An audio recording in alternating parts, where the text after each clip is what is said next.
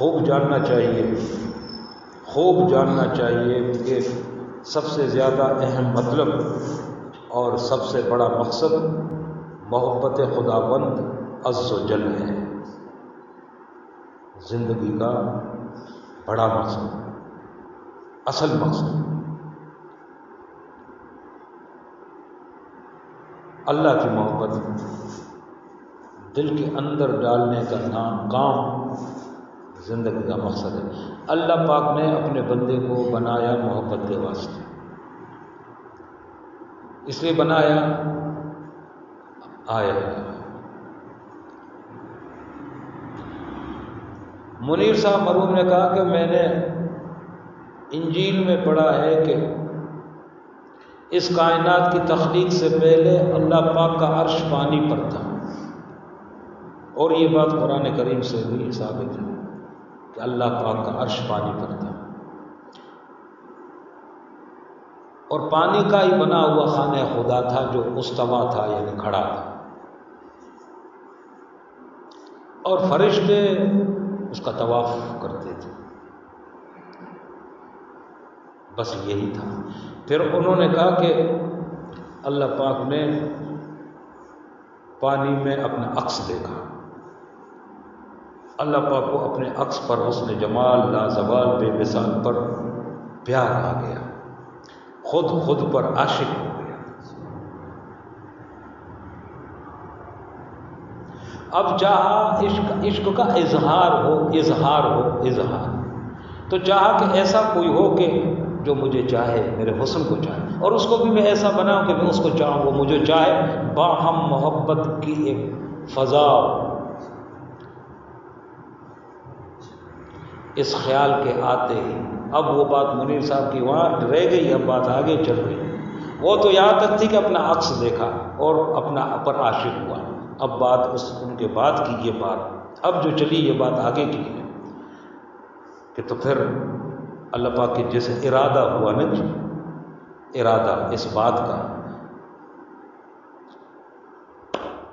کنت کنزا مخفیا، اللہ پاک نے حدیث قدسی میں فرمایا کہ میں ایک چھپا ہوا خزانہ تھا، جب چاہا کہ خود کو ظاہر کروں تو میں نے مخلوق کو خلق کیا، یہ ساری تخلیق، تاکہ پتہ چلے کہ کوئی ہے جس نے یہ بنایا۔ اور پھر جب یہ ارادہ اندر چلا کہ کوئی ایسا بناؤں کہ جو مجھ سے پیار کرے، محبت کرے، میں اس سے محبت کروں، وہ میرا عاشق ہو، میرے اس جمال لازوال کا اور جمال بے مثال کا، اس لیے کہ جیسا جمال اللہ کو حاصل ہے ایسا کوئی مثل اللہ کے مثل ہے، خود فرمایا لیس کمثلہ شیء، اس جیسی کوئی چیز ہی نہیں، اس لیے اس نے بے مثال۔ اچھا، صاحبان دل اور وہ حضرات جو اللہ کے قدیم کلام کے عالم ہیں، کلام قدیم کے عالم، وہ فرماتے ہیں کہ یہ ارادہ اللہ پاک کا، یہ ارادہ ایک نور کی شکل اختیار کر کے اللہ کے سامنے یوں استوا ہوا، اللہ پاک نے حکم فرمایا اس کو کونی محمد، ایک دم اس نور نے چکر لگانا، طواف کرنا شروع کیا ذات عز و جل کا، یوں محبت کا میدان لگ گیا۔ کیسے؟ شمع ہے، اس کے گرد ایک پروانہ وار گھوم رہا ہے، کیا کبھی دیکھا ہے شمع کے گرد پروانے کو؟ آج کل نہ شمعیں جلتی ہیں نہ پروانے آتے ہیں، کیونکہ بلبوں کا زمانہ آیا، اس لیے یہاں مثال آج کل جب شمع پروانہ کی تو نئی نسل کو بات پلے ہی نہیں پڑتی ہے، بالکل۔ ایک چھوٹا سا حشرات ہے، شش پایا سا، چھوٹے چھوٹے پر ہیں، اتنا سا ہے، وہ پروانہ اس کو کہتے ہیں، وہ عاشق ہوتا ہے شمع کا، وہ شمع کا جب شمع کی لو جب جلتی ہے تو جلتی ہوئی لو کا اصل میں عاشق ہے، شمع کا نہیں، تو پھر وہ اس کے گرد سے گھومتا ہے، جیسے عاشق حاجی خدا کے گھر کا طواف۔ یہ سب کیا ہے؟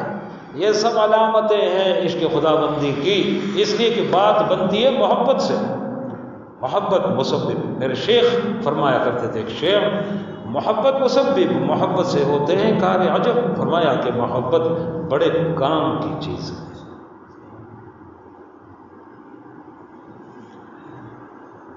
یہ دنیا رہے نہ رہے میرے ہمدم. ہم چھوٹے تھے، وہ ریڈیو میں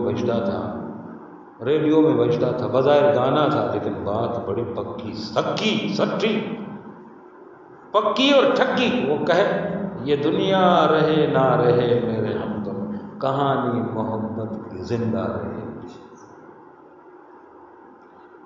کبھی گیت بن کر لبوں پہ سجے گی، کبھی اشک بن کر یہ کیا بن کر بہکا کرے گی. محبت تو ہے دو دلوں کا ترانہ، محبت تو ہے پاک روحوں کا سنگم. اگر روح سے روح مل جائے ساتھی، پتہ نہیں آگے یہ دنیا محبت کو سجدہ کرے گی.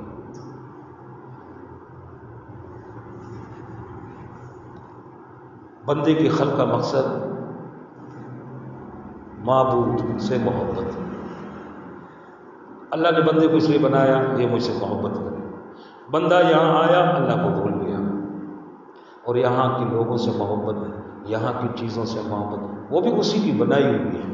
رنگ اور پھول اور نقشے اور نقش اور نگار، یہ ساری چیزوں کے حسن میں، جمال میں، جمال بامثال میں، جمال جو بازوال ہے ان کے اندر کھو گیا، جمال بے مثال کو بھول گیا، حسن ازلی کو بھول گیا. جب قالوا بلا و ربنا کے نعرے اچھل کر عالم الست میں مارتا تھا.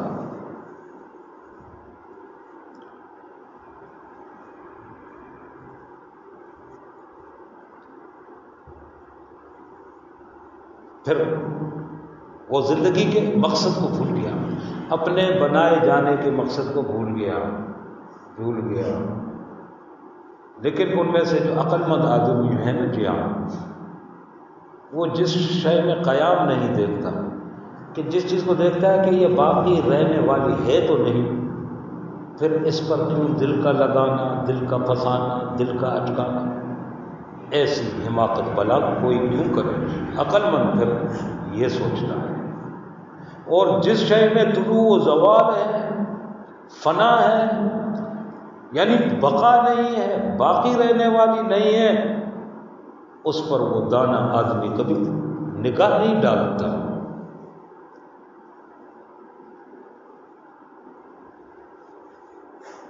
معلوم نہیں ہے ہمارے احباب سلسلہ اپنی زندگی میں کس کام میں لگے ہوئے ہیں وہ خود جانے، ان کا دل کس کام میں مشغول ہے وہ جانے، ان کا رب جانے. ان کی سوچ فکریں کہاں مبتلا ہے وہ ان کو پتہ، ہمیں کیا خبر.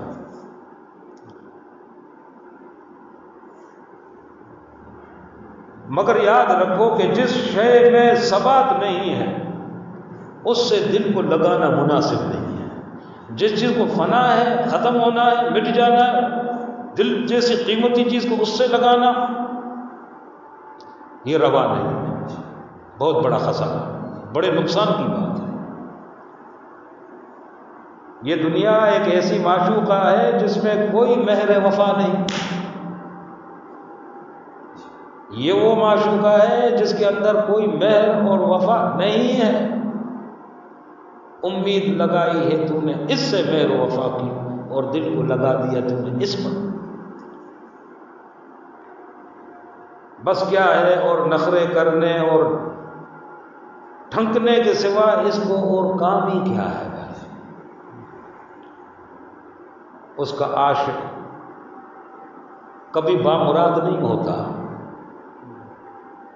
اس فانی دنیا اور اس کی موجود لوگوں اشیاء میں کسی چیز کو دل لگانے والا عاشق بن جائے اس کا، وہ کبھی اپنی مراد نہیں پاتا.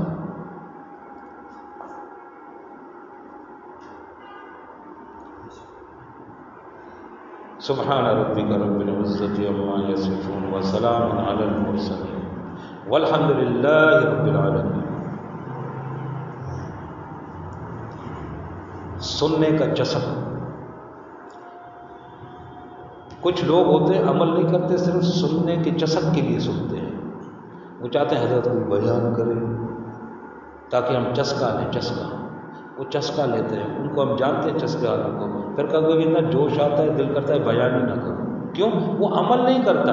وہ کہتے ہیں بیان کریں، وہ چسکا لینے کے لیے بیان، مزے لینے کے لیے آنکھیں بند کر کے ایسا ہو جاتا ہے، مزے لے رہا ہے. پھر گھر جا کے جامن کو جھاڑ دیتا ہے.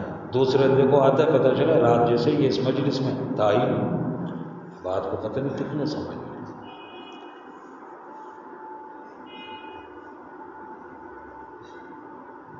سننے کی شہوت نفس ہے، روح نہیں ہے. کہیں نفس پھر غلط فہمی میں ڈالے کہ دیکھو تم روحانی بندے ہو نا جی. ہاں دیکھو کیسے شوق سے روحانی باتیں سنو نا. اختیار کے راہ پر اگر ارادہ نہیں بناتا تو وہ اس کو روح نہیں ہے، وہ نفس ہے. سننے کی شہوت، داتا گنج بخش رحمۃ اللہ علیہ اس میں فرمایا سننے کی شہوت. اسی طرح بعض کو بولنے کی بھی شہوت ہوتی ہے، مزے لینے کے لیے بولتا ہے. اور خوب سارے دن لوگ باتیں کرتے نا، باتیں بولتے بازاروں میں ہوٹلوں میں بیٹھے ہوئے کچاریاں، تو وہ سب کیا ہے؟ وہ بولنے کی شہوت ہے. اس کو شہوت، وہ بھی شہوت ہے، یہ نفس کی شہوت ہے. خام بکواس فضول بک بک بک. سننے کی شہوت، بولنے کی شہوت، دیکھنے کی شہوت، یہ تو سب جانتے ہیں.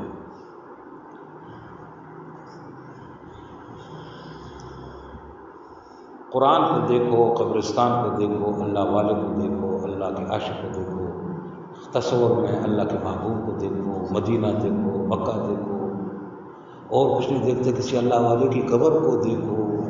یہ آنکھوں کا فائدہ تو یہ ہے. سنو تو قرآن سنو، اللہ کا کلام سنو، نبی کی حدیث سنو، نبی کی نعت سنو، اللہ کی حمد و ثنا سنو، صحابہ کے واقعات سنو، حضور کے واقعات سنو، نبیوں کے واقعات سنو، اللہ کے عاشقوں کے واقعات سنو. کان بڑے کارآمد ہو جائیں گے. پھر بولو اللہ کی بڑائی، بولو اللہ کی شان، بولو اللہ کی حمد، بولو اللہ کی تسبیح، بولو حضور کی شان، بولو حضور کی نعت، بولو حضور کی ثنا، بولو حضور کی آیات، بولو حضور کی صفات، بولو حضور کی اسماء ذات پر بولو، اسماء حسنہ پر بولو، اللہ والوں کے واقعات پر بولو، ان کے حالات پر بولو، ان کے اقوال پر بولو، اذان بولو، نماز بولو، قرآن دیکھو. یہ ہے روحانی کام سارے کے سارے. باقی تو ضرورت میں تھوڑا بولا، ضرورت پوری کی. کلو اٹوڈے بات ختم ہو گئی. اب یہ نہیں اٹے میں بوٹا کی اٹے میں گباٹا ہو گیا ہے، ایسا نہیں ہونا چاہیے. غوطہ زن نہ ہو جائے، غوطہ زن نہ ہو جائے، اس کے اوپر چلتا جائے سطح پر، دنیا کی ضرورتوں کی سطح سمندر پر چلتے چلتے چلتے چلتے چلتے چلتے اخیر مقصد کے باقی کنارے پر جا کے اپنی منزل اتر جائے اور بامراد بن جائے. اب دیکھو چسک تو آ رہی ہے نا، چسک آ رہی ہے، ہائے، لیکن مراد کی منزل پر پہنچنے کی جو کام ہے وہ کرے تو پھر چسک سے ذرا دقت ہے اس کے اندر، تھوڑی سی مشقت ہے اس کے اندر، محنت قربانی ہے اس کے اندر.